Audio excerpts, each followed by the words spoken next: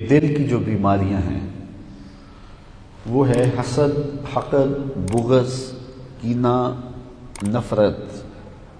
یہ دل کی بیماریاں ہیں۔ اور دماغ کی بیماریاں ہیں غرور، تکبر، تفوق اور جو ہے وہ ریا۔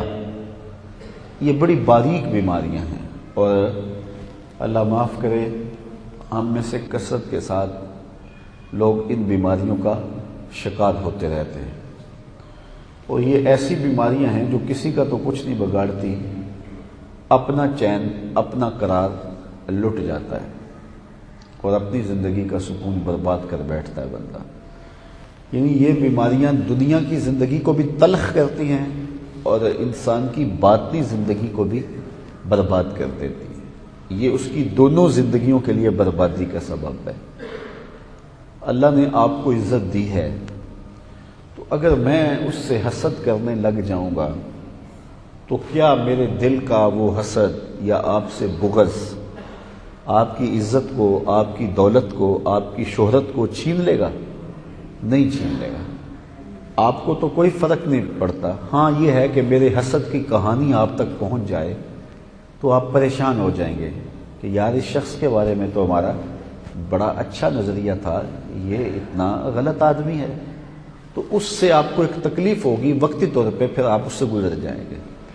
لیکن جو میرے دل میں حسد پیدا ہو گیا آپ کے لیے تو میں ہمیشہ اس آگ کے اندر جلتا رہوں گا اور اندر سے وہ جو بے چینی ہے اس بے چینی کو کبھی بھی میں بھلا نہیں پاؤں گا۔ یہ تو میرا ظاہری نقصان ہے۔ زندگی کی میسر خوشیاں جو ہیں ان سے میں متمتع نہیں ہو پاؤں گا، نفع بخش میرے لیے نہیں ہوں گی۔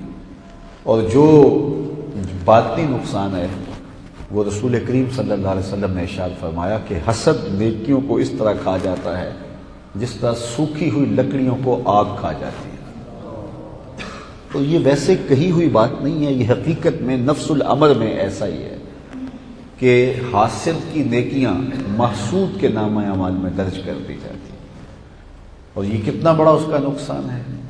اسی طرح بغض ہے، اگر میں کسی کا بغض اپنے سینے میں پال لیتا ہوں تو اس کا کیا بگڑتا ہے اس سے؟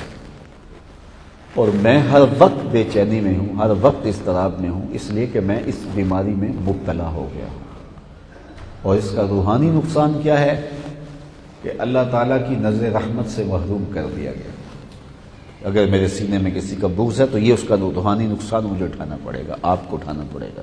تو جب دل مصفہ ہوتے ہیں، دل پاک ہوتے ہیں، دل ستھرے ہوتے ہیں تو پھر رب کی رحمتوں کا نزول ہوتا ہے۔ تو ہمارے قلوب کا تزکیہ ہونا چاہیے اور ہم تنہائی میں بیٹھ کے جائزہ لیا کریں کہ ہمارے دل میں کسی مومن کا بغض تو نہیں ہے۔ یار کوئی برا بھی ہوگا، اچھا نہیں بھی ہے تو یہ عمل اس کا اس کے ساتھ ہے، میں اپنے دل میں بغض کیوں پالتا پھروں؟ تو ہم اپنے دل کا جائزہ لیں، اپنے دل پہ غور کریں، اپنے دل پہ تدبر کریں۔ حضرت باجید بستامی علیہ رحمہ فرماتے ہیں میں 10 سال تک دل کے دروازے پہ بیٹھا رہا اور میں نے اپنے دل میں غلط بات نہیں جانے دی۔ کہا پھر 10 سال میرے دل نے میرا خیال رکھا اور کہا اب 20 سال ہو گئے ہیں، دل کو میری خبر نہیں، مجھے دل کی خبر نہیں۔ وہ اپنے کام میں لگا ہے، میں اپنے کام میں لگا۔ تو قد افلح من تزکا، کامیاب وہ ہوا جس نے اپنے من کو ستھرا کیا، اپنے باطن کو روشن کر لیا۔ اللہ تعالیٰ مجھے آپ کو اپنے باطن کی پاکیزگی کا ساماں کرنے کی توفیق عطا فرمائے۔ اللہ مجھے آپ کو اپنی رحمتوں کے سائے میں رکھے اور ہمیں ایسا مسلمان بن جانے کی توفیق نصیب کرے جس طرح کا مومن میرا رب دیکھنا چاہتا ہے، اور ہمیں حضور علیہ السلام کے بتائے ہوئے طریقوں کے مطابق زندگی بسر کرنے کی توفیقات سے مالا مال